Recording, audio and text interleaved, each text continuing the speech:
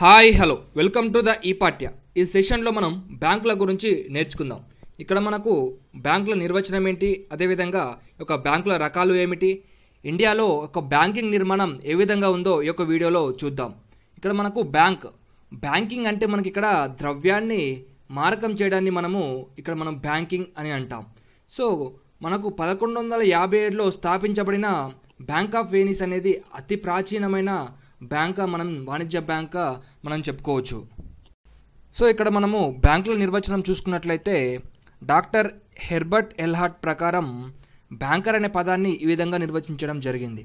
సాధారణ వ్యాపార సరళిలో వ్యక్తులు జమకట్టే సొమ్మును వారి పేర కరెంట్ ఖాతాలో జమ కడుతూ ఆయా వ్యక్తులు జారీ చేసిన చెక్కులను ఆదరిస్తూ చెల్లించే వారినే బ్యాంకర్ అనవచ్చని ఇక్కడ నిర్వచించడం జరిగింది. అదేవిధంగా ఇక్కడ భారత బ్యాంకింగ్ రెగ్యులేషన్ చట్టం 1949 ప్రకారం సెక్షన్ 5లో బ్యాంకింగ్ వ్యాపారాన్ని ఈ క్రింది విధంగా నిర్వచించడం జరిగింది. సో ఇక్కడ కోరిన వెంటనే కానీ లేకపోతే ఇంకో సమయంలో కానీ చెక్కు డ్రాఫ్ట్ ఆర్డర్ల ద్వారా కానీ లేకపోతే ఇంకో విధంగా కానీ తిరిగి చెల్లించే షరతుల మీద డిపాజిట్లను స్వీకరించి ఆ సొమ్మును రుణాలు ఇవ్వడానికి కానీ లేకపోతే ఇక్కడ పెట్టుబడి కోసం కానీ ఉపయోగించడమే బ్యాంకు వ్యాపారం అని ఇక్కడ నిర్వచించడం జరిగింది. అదేవిధంగా ఇక్కడ మనము బ్యాంకుల యొక్క రకాలు చూసినట్లయితే షెడ్యూల్డ్ బ్యాంకులు, అదేవిధంగా నాన్ షెడ్యూల్డ్ బ్యాంకులుగా విభజించడం జరిగింది. ఇక్కడ షెడ్యూల్డ్ బ్యాంకులు అంటే రిజర్వ్ బ్యాంకు చట్టం 1934 ప్రకారం 2వ షెడ్యూల్లో నమోదైన బ్యాంకులను మనము షెడ్యూల్డ్ బ్యాంకులను అంటాం. అదేవిధంగా నాన్ షెడ్యూల్డ్ బ్యాంకులు అంటే రిజర్వ్ బ్యాంకు చట్టం 1934 2వ షెడ్యూల్లో నమోదు కాని బ్యాంకులను మనం ఇక్కడ నాన్ షెడ్యూల్డ్ బ్యాంకులు అంటాం. ఇక్కడ షెడ్యూల్డ్ బ్యాంకులను చూసుకున్నట్లయితే ఇక్కడ జాతీయం చేయబడిన వాణిజ్య బ్యాంకులు, అదేవిధంగా ఇక ఎస్బీఐని మనము షెడ్యూల్డ్ బ్యాంక్గా చెప్పవచ్చు. సో ఇక్కడ మనకు షెడ్యూల్డ్ బ్యాంకులను చూసుకున్నట్లయితే ఒక షెడ్యూల్డ్ బ్యాంకులను మళ్ళీ 2 రకాలుగా విభజించడం జరిగింది. ఒకటి షెడ్యూల్డ్ వాణిజ్య బ్యాంకులు, అదేవిధంగా షెడ్యూల్డ్ సహకార బ్యాంకులు. సో ఇక్కడ ఏ విధంగా అంటే వాణిజ్య బ్యాంకులు ఏమో లాభపక్షతో పనిచేస్తే ఈ యొక్క సహకార బ్యాంకులు సహకారం అనే నియమం ఆధారంగా పనిచేయడం జరుగుతుంది. సో ఇక్కడ షెడ్యూల్డ్ వాణిజ్య బ్యాంకులు వాటి నిర్వహణ స్వభావం బట్టి, అదేవిధంగా యాజమాన్యాన్ని బట్టి మళ్ళీ 5 రకాలుగా విభజించడం జరిగింది. అదొకటి ఎస్బీఐ దాని అనుబంధ బ్యాంకులు, అదేవిధంగా జాతీయం చేయబడిన బ్యాంకులు, అదేవిధంగా ప్రైవేట్ బ్యాంకులు, విదేశీ బ్యాంకులు, అదేవిధంగా ఆర్ఆర్బీస్ అంటే ప్రాంతీయ గ్రామీణ బ్యాంకులు. సో ఈ విధంగా షెడ్యూల్డ్ వాణిజ్య బ్యాంకులను మళ్ళీ 5 రకాలుగా విభజించడం జరిగింది. సో ఇక్కడ మనము ఓవరాల్గా చూసుకున్నప్పుడు ఇక్కడ మనకు బ్యాంకుల రకాలను చూసినట్లయితే షెడ్యూల్డ్ బ్యాంక్, అదేవిధంగా నాన్ షెడ్యూల్డ్ బ్యాంక్గా విభజించడం జరిగింది. అదేవిధంగా ఒక షెడ్యూల్డ్ బ్యాంకు చూసినట్లయితే షెడ్యూల్డ్ వాణిజ్య బ్యాంకులు, అదేవిధంగా సహకార బ్యాంకులుగా విభజించడం జరిగింది ఒక షెడ్యూల్డ్ బ్యాంకులను. సో అదేవిధంగా ఇక్కడ మనకు షెడ్యూల్డ్ వాణిజ్య బ్యాంకులో చూసినట్లయితే ఎస్బీఐ దాని అనుబంధ బ్యాంకులు, అదేవిధంగా జాతీయ బ్యాంకులు, దాంతోపాటు ఒక ప్రైవేట్ బ్యాంకులు, అదేవిధంగా విదేశీ బ్యాంకులు, అదేవిధంగా ప్రాంతీయ గ్రామీణ బ్యాంకులుగా ఇక్కడ విభజించడం జరిగింది. సో ఓవరాల్గా చూసుకున్నట్లయితే మనకు ఈ యొక్క బ్యాంకుల రకాలు ఇవి. సో ఇక్కడ మనము ఎస్బీఐ దాని అనుబంధ బ్యాంకులు చూసినట్లయితే 1806లో కలకత్తాలోను, అదేవిధంగా 1840లో బొంబాయిలోను, అదేవిధంగా 1843లో మద్రాసులోను యొక్క ప్రెసిడెంట్స్ బ్యాంకులు ఏర్పడడం జరిగింది. సో ఈ యొక్క 3 ప్రెసిడెంట్ బ్యాంకులను విలీనం చేసి 1921లో ఇంపీరియల్ బ్యాంక్గా ఏర్పాటు చేయడం జరిగింది. సో ఆర్బీఐ కంటే అంటే ఈ యొక్క ఆర్బీఐ ఏర్పడకంటే పూర్వం ఈ యొక్క ఇంపీరియల్ బ్యాంక్ అనేది కేంద్ర బ్యాంకు విధులలో కొన్నిటిని నిర్వహించడం జరిగింది. సో ఇక్కడ 1953లో ఈ యొక్క ఇంపీరియల్ బ్యాంకును జాతీయం చేయవలసిందిగా ఒక గోర్వాల్ అధ్యక్షత గల గ్రామీణ పరపతి పరిశీలన సంఘం సిఫార్సు చేయడం జరిగింది. సో ఇక్కడ మనకు 1955 జూలై 1న ఈ యొక్క ఇంపీరియల్ బ్యాంక్ స్టేట్ బ్యాంక్గా మారడం జరిగింది. సో దీనిలో 92% వాటాను ఆర్బీఐ పొందింది. సో అందుచేత ఇది ఫస్ట్ స్టేట్ ఓన్డ్ కమర్షియల్ బ్యాంక్గా చెప్పవచ్చు. సో దీని స్థాపనతో గ్రామీణ ప్రాంతాల్లో కూడా బ్యాంకులను ఏర్పాటు చేయడం జరిగింది. సో ఇక్కడ మనము జాతీయ బ్యాంకులను చూసినట్లయితే మొట్టమొదటిసారిగా భారతీయ యాజమాన్యంలో ఏర్పాటు చేసిన మొట్టమొదటి వాణిజ్య బ్యాంకు యొక్క ఔద్ కమర్షియల్ బ్యాంక్గా చెప్పుకోవచ్చు. దీన్ని 1881లో ఏర్పాటు చేయడం జరిగింది. అయితే దీన్ని యొక్క 1958లో మూసివేయడం జరిగింది. అదేవిధంగా పూర్తి స్థాయి భారతీయ వాణిజ్య బ్యాంక్గా పంజాబ్ నేషనల్ బ్యాంక్గా చెప్పుకోవచ్చు. దీన్ని 1894లో లాహోర్లో ఏర్పాటు చేయడం జరిగింది. తర్వాత దీన్ని చండీగఢ్కు మార్చడం జరిగింది. సో లాలా లజపతి రాయ్ దీని ఏర్పాటులో ముఖ్య పాత్రను పోషించడం జరిగింది. సో అదేవిధంగా ఇక్కడ మనకు 1969లో జూలై 19న 50 కోట్ల కంటే ఎక్కువ డిపాజిట్లు కలిగిన 14 వాణిజ్య బ్యాంకులను జాతీయం చేయడం జరిగింది. అదేవిధంగా 1980లో కూడా ఏప్రిల్ 15న 200 కోట్ల కంటే ఎక్కువ డిపాజిట్లు కలిగిన 6 వాణిజ్య బ్యాంకులను ఇక్కడ జాతీయం చేయడం జరిగింది. అయితే ఇక్కడ 1969లో జాతీయం చేసిన వాణిజ్య బ్యాంకులను చూసుకున్నట్లయితే సెంట్రల్ బ్యాంక్ ఆఫ్ ఇండియా, అదేవిధంగా bank of India, Punjab national bank, Canara bank, united commercial bank, అదేవిధంగా syndicate bank, bank of Baroda, united bank of India, అదేవిధంగా union bank of India, Dena bank, Allahabad bank, Indian bank, అదేవిధంగా ఇండియన్ ఓవర్సీస్ బ్యాంక్, అదేవిధంగా bank of Maharashtra. తర్వాత ఆర్థిక వ్యవస్థను నియంత్రించేందుకు, ప్రజల సంక్షేమాన్ని ప్రోత్సహించేందుకు ఈ యొక్క 1980లో మళ్ళీ 200 కోట్ల కంటే ఎక్కువ డిపాజిట్లు కలిగిన 6 వాణిజ్య బ్యాంకులను జాతీయం చేయడం జరిగింది. సో ఇక్కడ 1980లో జాతీయం చేసిన బ్యాంకులను చూసినట్లయితే ఆంధ్ర బ్యాంక్, అదేవిధంగా కార్పొరేషన్ బ్యాంక్, అదేవిధంగా న్యూ బ్యాంక్ ఆఫ్ ఇండియా, దాంతోపాటు ఓరియంటల్ బ్యాంక్ ఆఫ్ కామర్స్ మరియు పంజాబ్ అండ్ సింధ్ బ్యాంక్, మరి ఇక్కడ విజయ బ్యాంక్. ఈ యొక్క 6 బ్యాంకులను 1980లో జాతీయం చేయడం జరిగింది. సో తర్వాత దీంతో ప్రైవేట్ బ్యాంకుల వాటా అనేది 1980లో యొక్క బ్యాంకుల జాతీయకరణ ద్వారా యొక్క ప్రైవేట్ బ్యాంకుల వాటా అనేది 9%కి పడిపోవడం జరిగింది. సో ఇక్కడ న్యూ బ్యాంక్ ఆఫ్ ఇండియా నష్టాలతో నడుచడం వలన ఇక్కడ 1993లో ఇక్కడ పంజాబ్ నేషనల్ బ్యాంక్లో విలీనం చేయడం జరిగింది ఒక న్యూ బ్యాంక్ ఆఫ్ ఇండియాని.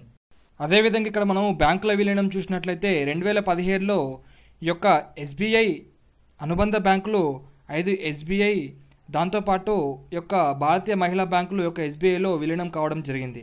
దాంతోపాటు 2018లో ఈ యొక్క బ్యాంక్ ఆఫ్ బరోడాలో దేనా బ్యాంక్, అదేవిధంగా ఈ యొక్క విజయ బ్యాంక్ విలీనం ద్వారా ఈ యొక్క 3వ అతిపెద్ద ప్రభుత్వ బ్యాంక్గా చెప్పడం జరిగింది. సో తర్వాత 2019లో ఈ యొక్క ఆగస్టులో 10 జాతీయ బ్యాంకులను కలిపి 4కు తగ్గించడం జరిగింది.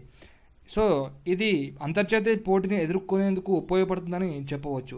సో ఇక్కడ పంజాబ్ నేషనల్ బ్యాంక్లో యొక్క ఓరియంటల్ బ్యాంక్ ఆఫ్ కామర్స్, అదేవిధంగా యునైటెడ్ బ్యాంక్ ఆఫ్ ఇండియా ఇందులో కలపడం ద్వారా ఇది సెకండ్ లార్జెస్ట్ బ్యాంక్గా చెప్పవచ్చు. సో అదేవిధంగా కెనరా బ్యాంక్లో యొక్క సిండికేట్ బ్యాంకును విలీనం చేయడం జరిగింది. తర్వాత యూనియన్ బ్యాంక్ ఆఫ్ ఇండియాలో యొక్క ఆంధ్ర బ్యాంక్, అదేవిధంగా కార్పొరేషన్ బ్యాంకులను విలీనం చేయడం జరిగింది. తర్వాత యొక్క ఇండియన్ బ్యాంక్లో అలహాబాద్ బ్యాంకును విలీనం చేయడం ద్వారా యొక్క ఇది 7th లార్జెస్ట్ ప్రభుత్వ బ్యాంక్గా మనం చెప్పుకోవచ్చు. సో ఇక్కడ మనము అదేవిధంగా ప్రైవేట్ బ్యాంకులను చూసినట్లయితే ప్రైవేట్ వాటాదారులతో స్థాపించబడినవి యొక్క ప్రైవేట్ రంగ బ్యాంకులు. సో ఇక్కడ వీటిని పాత ప్రైవేట్ బ్యాంకులు, అదేవిధంగా కొత్త ప్రైవేట్ బ్యాంకులుగా విడదీయవచ్చు. పాత ప్రైవేట్ బ్యాంకులు అంటే 1969, అదేవిధంగా 1980లో యొక్క బ్యాంకులను జాతీయం చేసినప్పుడు ఇవి జాతీయం కాకుండా మిగిలిపోవడం జరిగింది. సో వాటినే మనము పాత ప్రైవేట్ బ్యాంకులు అంటాం. కారణం ఏంటి అంటే ఇక్కడ జాతీయం కాకుండా మిగిలిపోవడానికి కారణం ఏంటి అంటే ఇక్కడ తక్కువ పరిమాణాన్ని కలిగి ఉండడం, అదేవిధంగా ప్రాంతీయంగా ఉండడమే యొక్క జాతీయం కాకపోవడానికి కారణం. సో ఇక్కడ ఎగ్జాంపుల్ చూసినట్లయితే పాత ప్రైవేట్ బ్యాంకులకు కర్ణాటక బ్యాంక్, అదేవిధంగా లక్ష్మీ విలాస్ బ్యాంక్, అదేవిధంగా ధనలక్ష్మి బ్యాంక్, ఫెడరల్ బ్యాంక్ మొదలైనవి యొక్క పాత ప్రైవేట్ బ్యాంకులుగా చెప్పుకోవచ్చు. అదేవిధంగా మనం కొత్త ప్రైవేట్ బ్యాంకులు అంటే నూతన ఆర్థిక సంస్కరణలు తర్వాత ఏర్పాటు కాబడిన బ్యాంకులను మనము కొత్త ప్రైవేట్ బ్యాంకులని చెప్పవచ్చు. సో 1993 బ్యాంకింగ్ రెగ్యులేషన్ చట్టాన్ని సవరించి నూతన ప్రైవేట్ బ్యాంకులకు అవకాశం ఇవ్వడం జరిగింది. సో ఒక ఎగ్జాంపుల్ చూసుకున్నట్లయితే కొత్త ప్రైవేట్ బ్యాంకులకు యాక్సిస్ బ్యాంక్, అదేవిధంగా HDFC bank, ICICI bank, IndusInd bank, అదేవిధంగా కోటక్ మహేంద్ర, అదేవిధంగా ఎస్ బ్యాంక్ మొదలైనవి ఇక్కడ ప్రైవేట్ బ్యాంకులుగా చెప్పుకోవచ్చు. అయితే ప్రస్తుతం ఇక్కడ పాత మరియు కొత్త ప్రైవేట్ బ్యాంకుల విభజన అనేటువంటిది లేదు. సో ఇక్కడ మనము విదేశీ బ్యాంకులను చూసినట్లయితే 2019 మార్చి నాటికి 46 విదేశీ బ్యాంకులు ఇండియాలో కలిగి ఉంది.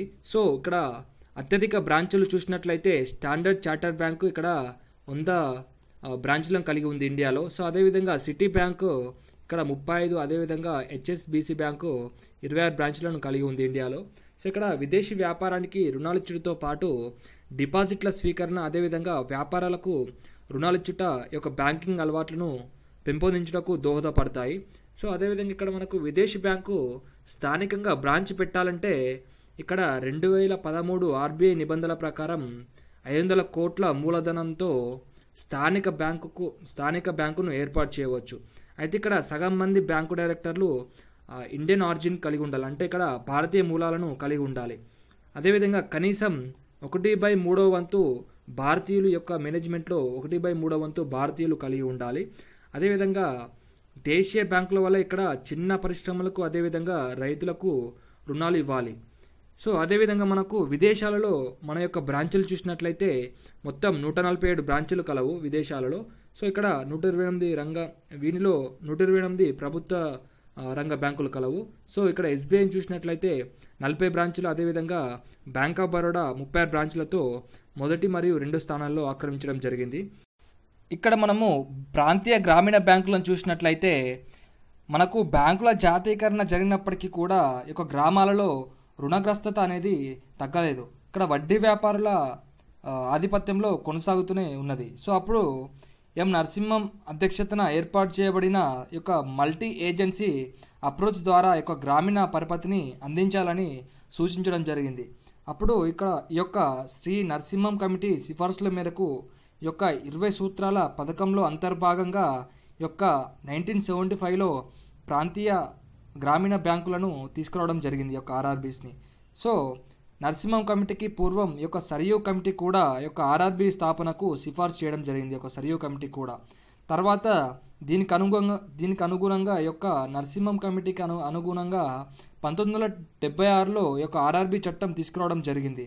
చిన్నకారు సన్నకారు రైతులకు, అదేవిధంగా వ్యవసాయ కూలీలకు, వృత్తి పనివారికి, చిన్న తరహా పెట్టుబడిదారులకు, అదేవిధంగా ఈ యొక్క ఇవి రుణగ్రస్తం అంటే రుణ సహాయం అనేటువంటిది చేయడం జరుగుతుంది.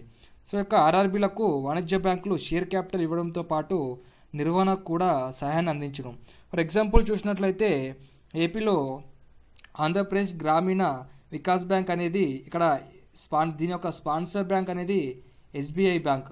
అదేవిధంగా ఆంధ్ర ప్రగతి గ్రామీణ బ్యాంక్ చూసినట్లయితే దీని యొక్క స్పాన్సర్ బ్యాంక్ సిండికేట్ బ్యాంక్. అదేవిధంగా చైతన్య గోదావరి గ్రామీణ బ్యాంక్ చూసినట్లయితే దీని యొక్క స్పాన్సర్ బ్యాంక్ ఆంధ్ర బ్యాంక్.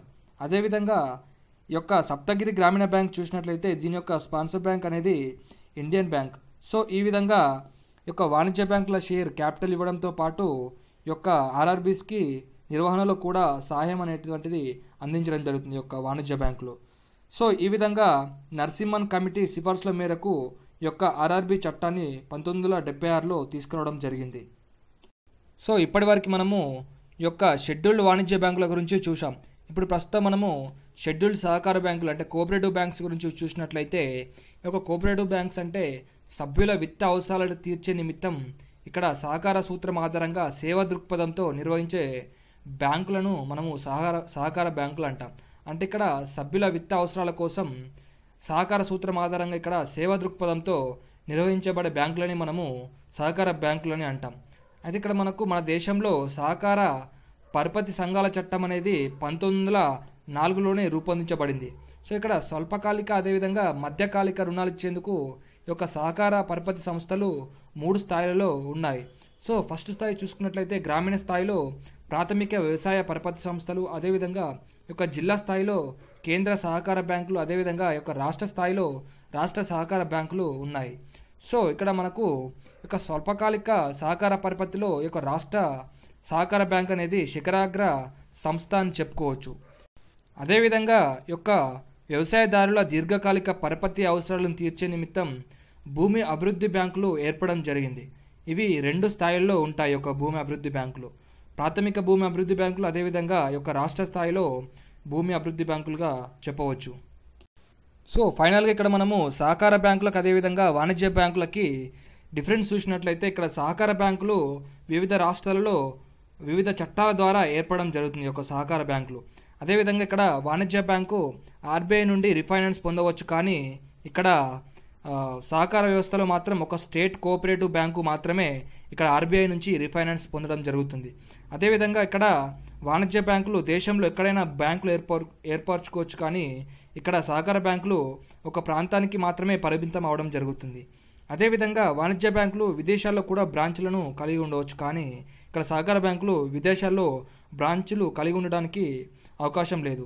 అదేవిధంగా ఇక్కడ 1949 బ్యాంకింగ్ రెగ్యులేషన్ చట్టం ప్రకారం అన్ని వాణిజ్య బ్యాంకులకు పూర్తిగా వర్తించును, కానీ ఇక్కడ 1949 బ్యాంకింగ్ రెగ్యులేషన్ చట్టం మాత్రం సహకార బ్యాంకులకు పాక్షికంగా వర్తించును. అదేవిధంగా ఇక్కడ మనకు ఈ యొక్క వాణిజ్య బ్యాంకులు లాభాపేక్షతోనూ, అదేవిధంగా ఈ యొక్క సహకార బ్యాంకులు సహకారం అనే నియమం ఆధారంగా పనిచేయడం జరుగుతుంది. సో అందుచేత ఈ యొక్క ఆర్బీఐ అనేటువంటిది సహకార సంఘాలకు రాయితీ రేటుపై విత్త సహాయం చేయడం జరుగుతుంది. సో ఫైనల్ ఇక్కడ మనము రిఫైనాన్స్ సంస్థలను చూసినట్లయితే, రిఫైనాన్స్ సంస్థలు అంటే ఇక్కడ ఇవి రుణాలు అందించే సంస్థలకే రుణాలు ఇవ్వడం జరుగుతుంది. సో ఇక్కడ రిఫైనాన్స్ సంస్థలకు ఎగ్జాంపుల్ చూసినట్లయితే నాబార్డ్, అదేవిధంగా నేషనల్ హౌసింగ్ బ్యాంక్. సో ఇక్కడ నాబార్డ్ అంటే అర్థం జాతీయ వ్యవసాయ గ్రామీణ అభివృద్ధి బ్యాంక్ అని మీనింగ్. సో ఇక్కడ మనకు గ్రామీణ అభివృద్ధికి సంస్థాపరమైన పరపతి ఏర్పాట్లు సమీక్షించడం కోసం ఇక్కడ శివరామన్ కమిటీ అనేటువంటిది ఏర్పాటు చేయడం జరిగింది. ఒక శివరామన్ కమిటీ సిఫార్సుల మేరకు 1982లో ఈ యొక్క నాబార్డ్ను ఏర్పాటు చేయడం జరిగింది. ఈ యొక్క నాబార్డ్ అనేది రైతులకు, అదేవిధంగా చేతి పని వారికి, అదేవిధంగా వ్యాపారస్తులకు రుణాలిచ్చే సంస్థలైన సహకార పరపతి సంస్థలు, అదేవిధంగా ఈ యొక్క వాణిజ్య బ్యాంకులకు ఈ యొక్క నాబార్డ్ అనేది రుణాలు ఇవ్వడం జరుగుతుంది. అంటే ఇక్కడ నాబార్డ్ అనేది డైరెక్ట్గా రైతులకు, అదేవిధంగా చేతి పని వారికి రుణాలు ఇవ్వకుండా ఈ యొక్క రైతులకు, అదేవిధంగా చేతి పని వారికి, వ్యాపారస్తులకు రుణాలు ఇచ్చేటువంటి సహకార పరపతి సంస్థలు, అదేవిధంగా వాణిజ్య బ్యాంకులకు ఈ యొక్క నాబార్డ్ అనేది రుణాలు ఇవ్వడం జరుగుతుంది. అదేవిధంగా మనము నేషనల్ హౌసింగ్ బ్యాంక్ చూసుకున్నట్లయితే గృహ రంగంలో యొక్క రుణాలు ఇచ్చే సంస్థలకు యొక్క నేషనల్ హౌసింగ్ బ్యాంక్ అనేది రుణాలు ఇవ్వడం జరుగుతుంది. సో దీనిని 1988లో ఢిల్లీలో స్థాపించడం జరిగింది.